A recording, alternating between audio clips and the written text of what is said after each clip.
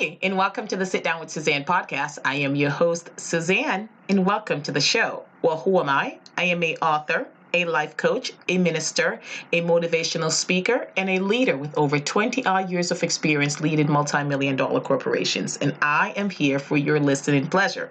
For my first time visitors, welcome to the show. Stick around. I promise you there's something for you. And to all my returning listeners, I thank you. I thank you for every like, every subscriptions, every review, every email. I promise you I'm going to keep on putting out quality content that you can listen to. So don't forget, after every episode, you got to listen, you got to like, you got to share, got to do all of that. And I will keep coming back with more content. So my episode today is to vax or not to vax. Yeah. I know, right?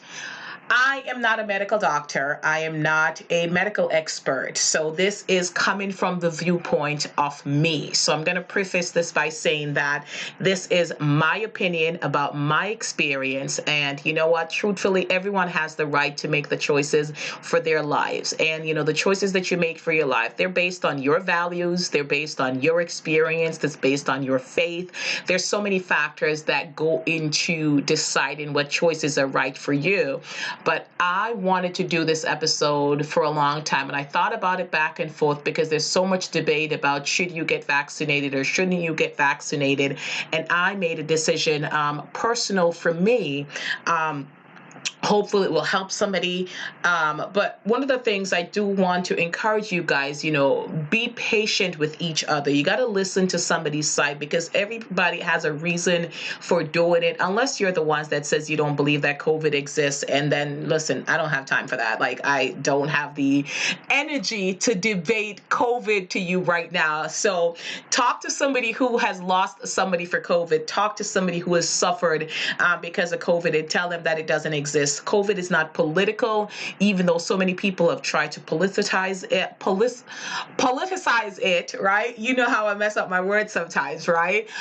So we're not here to debate whether COVID exists. We know it exists. We saw the devastation, not just here in America, all over the world. We saw the unprecedented things that it did. We saw the shutdown in business. We saw the changes in corporations. We saw the changes in supply management. We just saw so many ginormous changes that consistently happen. And even today, we're feeling it. The travel economy, education, healthcare, the way that we socialize, all these things were impacted and affected and will be for a very long time because of COVID. So don't you dare say COVID doesn't exist. And millions all over the world died for this. So let's not let their life be in vain. So I wanted to talk to you guys about it. So I titled it To Vax or Not to Vax because, hey, I thought it was a catchy title. And vax is obviously short for vaccine, right? So here's this. Like I mentioned earlier, I've been meaning to record this episode for a while, but, I held off. And something happened the other day that I'm like, okay, I got to throw this episode out there because not only I think that it's going to just bring a different perspective from somebody else. And you know what? I know that there's a lot of celebrities and a lot of experts, recording podcasts and doing things about the vaccine. But here's the difference between them and me. I am reachable. A lot of them, we're not able to relate to their experiences sometimes. So, and a lot of folks don't listen to, certain things because they don't have the opportunity, but I'm accessible. I am relatable. I am not famous. I am simply Suzanne, otherwise known as Positively Suzanne. I thought about that for a while, but I think there was somebody who had that name, Simply Suzanne. I like the SS, but anyway, I digress. Y'all know how I do. So, my daughter and I, we were like during the pandemic, like some of y'all, we did put on a little extra, pandemic weight because, hey, food here, we eat food. We were on that seafood diet. We saw food. We ate food. Anyway, okay, I'm not a comedian, but it's fine. That was funny. So laugh. So we put on a little weight and we decided that, all right, we want to go back to our health. We want to go and, enjoy our summer. We want to go to the beach and, enjoy your summer, whatever your body type. vibe. I am doing this for my health. It's not because I'm trying to have a hot girl summer. And I say that because every time I say hot girl summer, my daughter cringes. She is dying. She just like, Mom, seriously, you got to stop. So I say hot girl summer at least a few times a week just to throw her off. So just to say, hey, mommy's not that old, right? And I don't know if I mentioned this before, but y'all know I love memes. So I saw this meme the other day that said, and I think I've mentioned it before, that said, if you're over 35 and 40, you're talking about a hot girl summer, you need to go sit down because you're about to have a golden girl summer. My daughter think that's hilarious. But anyway, so we go to the gym. We're trying to figure out, what's right for us. Should we take up walking and things like that? So yeah, I do have to be kicked, dragging, and screaming to exercise. And I love the way I feel after, but it's just getting that motivation to go to exercise, right? So we're at the gym checking it out. And during the interview process, I asked about, and, I'm concerned. I said, can you tell me about if there's been any COVID outbreaks at the gym? And, the young man was like, yeah, no, I can't talk about that. I was like, all right. So I said, well, has there been any cases? And he was like, yeah, no, I can't talk about that either. And I was like, all right, I'm not asking you to disclose confidential information, but I want to know if there's been a lot of exposure, if there's been a lot of outbreaks. I mean, are you ground zero? That's all I was trying to determine. And I will say, while I was at the gym, I did see people there exercising and wiping down the equipment and things like that. And obviously I would wipe down before I use it. But he was just like, nah, I can't talk about that. So then I was like, well, hopefully, most people are vaccinated and, we will be able to get back out there because most people will be vaccinated. And then he was like, that's another thing. And he was like, all right. So he was like, yeah, I'm not vaccinated. And I said, okay, let me see where we're going. And he says to me, well, I believe in conspiracy theories. And I was like, oh, Lord, where are we going now? So he was like, yeah, I believe in conspiracy theories. And he was like, do you remember how they were talking about 5G before this whole vaccine thing? And now they're not talking about 5G. And then, he just continued on. He started to tell me that he believed that the vaccine, as, they have the 5G in the vaccine. So those with the vaccine has the 5G in them. So this 5G is now in every vaccinated person. And now they're keeping track of us. I don't know who they are, but they are now keeping track of us. And he mentioned a few other conspiracies, and some of them were out there. And I was like, OMG, listen, to each his own, do your thing. I mean, I love that movie way back in the day with Julia Roberts and Mel Gibson before he went cray-cray. About conspiracy theory, and I like a conspiracy theory as much as the next person, but seriously, this guy was out there and I'm thinking to myself, OMG, this is what I'm dealing with. Listen. Every single person has the right to their opinion, and they have the right to make the choices that are better for them, that are best for their lives and their lifestyles. And, in the very beginning, I will say this. I had said that I wasn't going to be vaccinated. I had thought of people of color, and this is where I was coming from. So I'm a person of color, and y'all know that in the past, people of color has been test subjects, unwilling and sometimes unknown test subjects to medical experiments that were done on them. So one of the ones that had stuck out to me was the Tuskegee experiment. So this experiment, for those of you who are not familiar, so please do some research on it. So the Tuskegee experiment, it was in 1932. So at the time, there was no treatment for syphilis. And syphilis was a very contagious venereal disease. So they recruited these Black men and they promised them free medical care. So there was over 600 African-American men, and they were from Macon County, Alabama, and they enrolled them in this project. And they, because they promised them free medical care. But what they were trying to do was kind of study the full progression of the disease.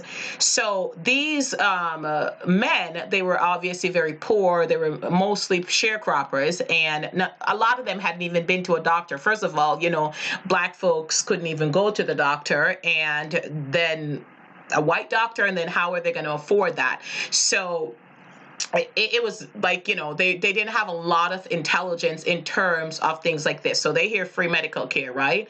So these doctors, though, were from the U.S. Public Health Service. So it's not like this was a shadow organization that was doing this. This was from the United States Public Health Services. They were running the study, and they informed the participant. And there was 399 of them that had latent syphilis, and there was a control group of 201 others who did not have it. So like I said, it was about 600. 399 had latent syphilis. 201 were free of the disease, and they were treating them for bad blood. And back in the day, you got to remember, they used bad blood to refer to, basically anything that was wrong with y'all back in the day. So it was like, oh, it's bad blood, because this described everything. It described a plethora of ailments. And these men, they were monitored by healthcare workers, but they were only given placebos, like aspirins and mineral supplements and things like that. They didn't give them penicillin, even though at the time penicillin was what was recommended to treat syphilis. This was in 1947 that penicillin was recommended to treat syphilis. And this was 15 years into the study. So they also convinced the local doctors in Macon County not to treat the participant once this treatment, once penicillin was recognized to be the correct treatment.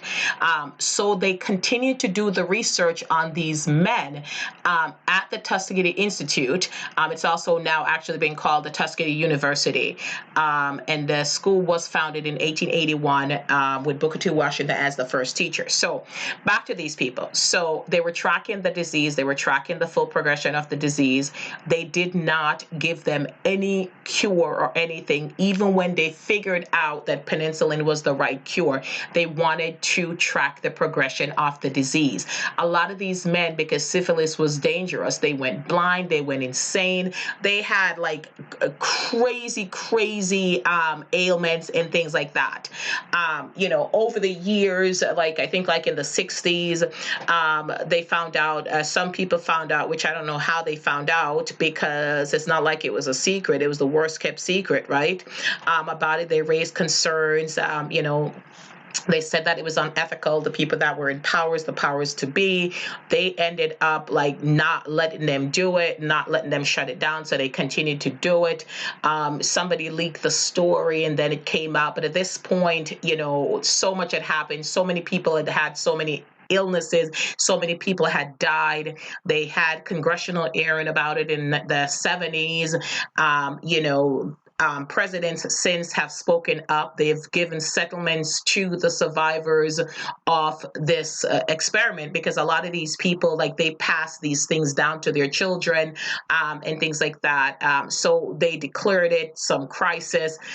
Bill Clinton, when he was president, he issued an apology. So there's just so many things that happened after that. But at the end of the day, they experimented on these people. They lied to them.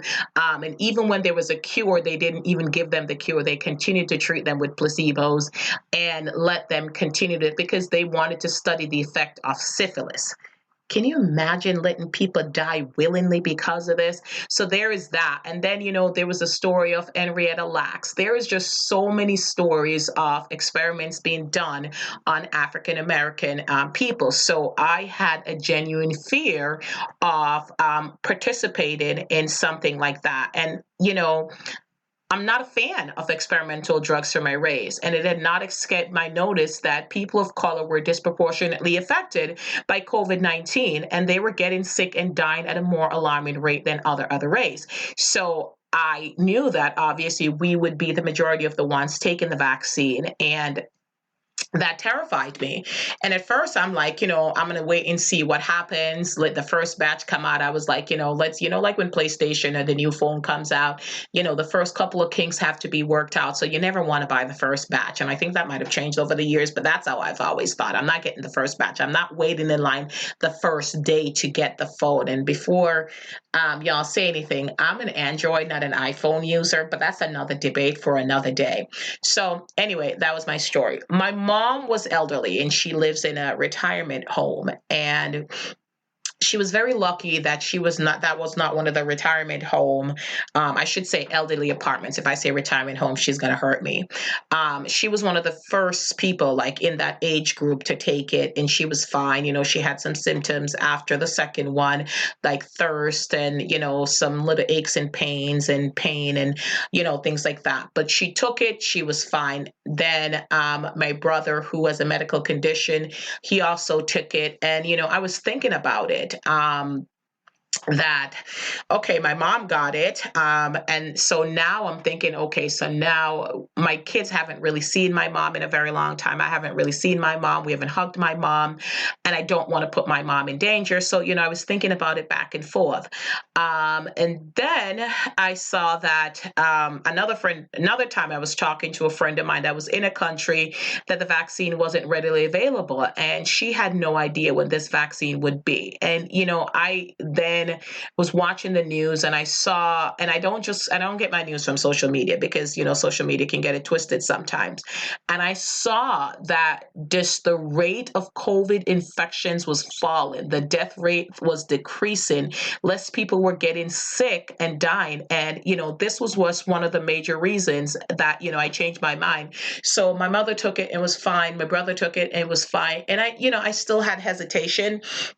And then I was just talking to, like I mentioned, a friend of mine, and I thought about how privileged I was that I was in a country that the vaccine was available to me, and I had the opportunity to take it. And there were people in these countries that the vaccine was not available. And even when it got available, a lot of these countries are so corrupt that by the time it gets to somebody who is in my age group, is in my bracket, or some people, the people who need it, they're not going to get it, and many people will still continue to die because they don't have it. And I was like, okay, you have to make the decision. Plus, I want to see my mom. I didn't want to put my mom in danger. And I was seeing these cases because before, I would watch, and I tried not to, but I couldn't help but watch the reports of how many people were impacted by COVID, how many people were sick, how many people were dying, how many field hospitals there were. And then I noticed communities were shutting down field hospitals. There was less people were being hospitalized for COVID and COVID related illnesses and things like that. Less people were dying, and the death rate went down significantly. And I said, okay, Suzanne, you definitely need to. So I decided, my husband and I, we do everything together. We went and we got our first shot. It was all right. No major symptoms for the first one. Then, we waited and we took the second shot, and we did take the Moderna.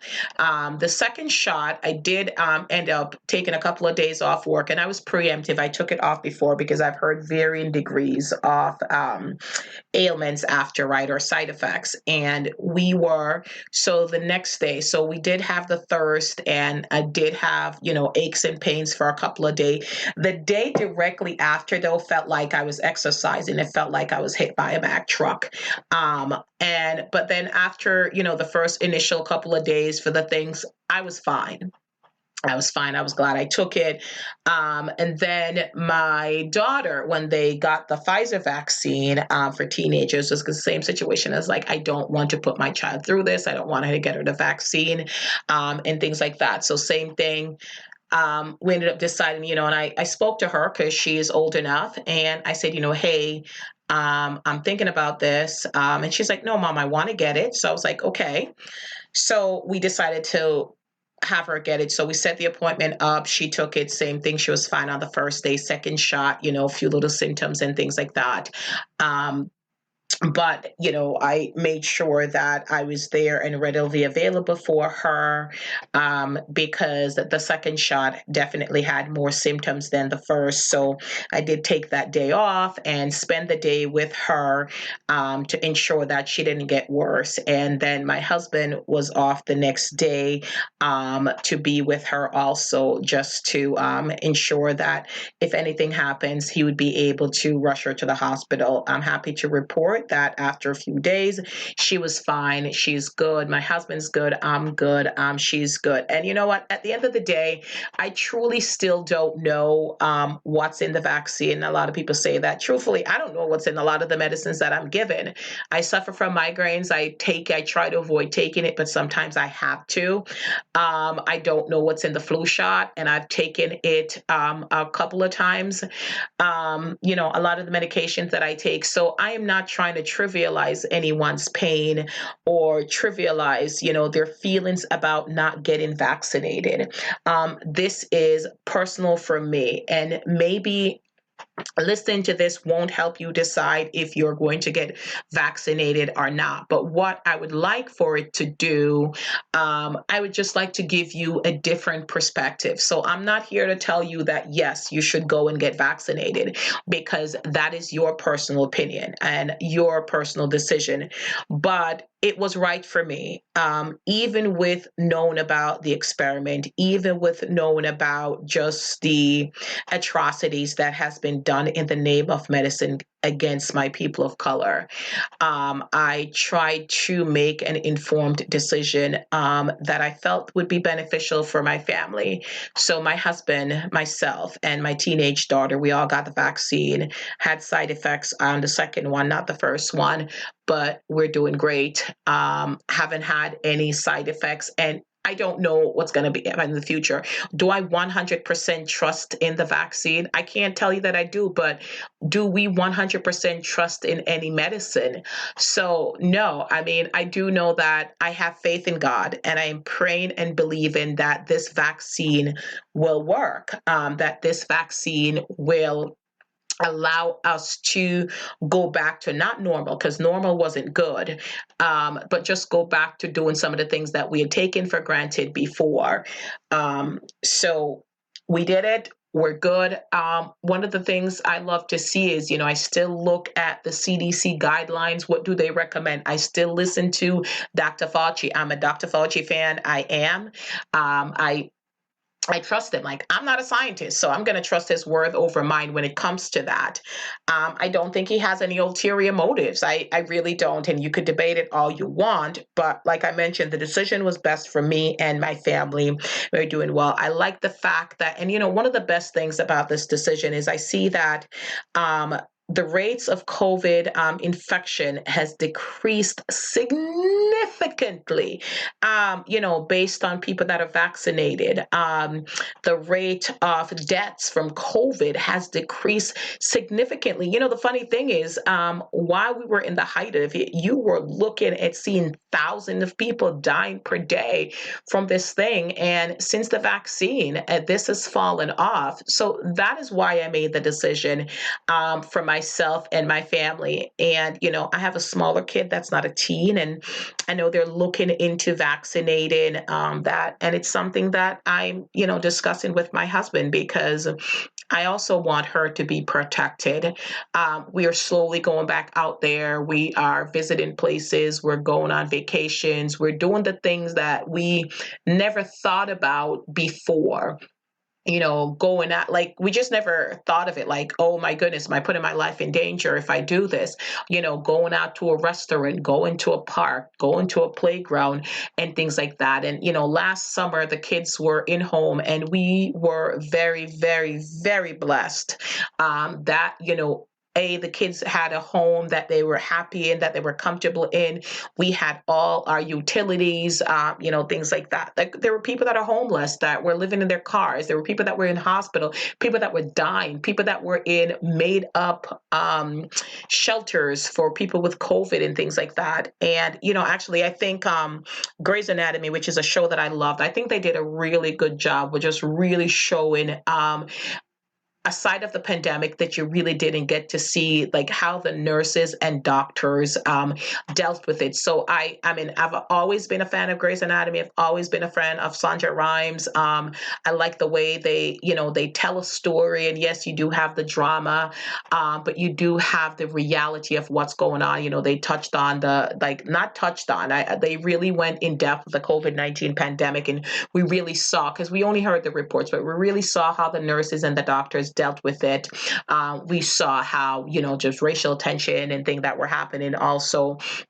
So I think Grey's Anatomy did a really good job for us to see it from that other side. But it was the right decision for me. So as you're pondering whether you should get vaxxed or not, I hope that my this podcast brings you some clarity.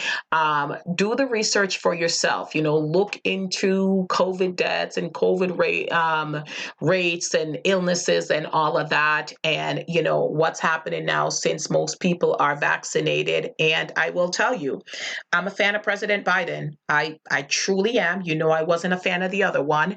But I'm very happy that we have somebody that is compassionate and empathetic. That's at the end. Obviously, I don't agree with every decision that he makes, but I do believe that he's making decisions that are at the best interest of the public. So that is something that I am very happy to say I'm a supporter of his. So hopefully you learned something from this. Hopefully it made you thought. And as you make the decision whether you should get vaccinated or not, please, I would appreciate your feedback. Don't forget to listen to the podcast in all major podcasting directories. We're on Apple, Spotify, Stitcher, TuneIn, Google, Amazon. There's just a plethora of places. iHeart, Pandora. Go ahead, listen to them all, subscribe to them all so that you'll be notified every single time a new episode comes up. Write back to me about your favorite episode, like something that made you thought, how this has blessed you, how this has touched you, how this has changed you, or, however, try to keep it positive. I understand if it's a negative review, it's okay. We grow from feedback, but let's be positive. I think we have enough negativity and hatred in the world. So let's just go for it and be positive. So listen, like, share, subscribe, tell your friends about it. Email me at Suzanne@positivelysuzanne.com. And until next time, I hope you were inspired. I hope you were motivated, and I hope you were empowered. And this is Suzanne signing off.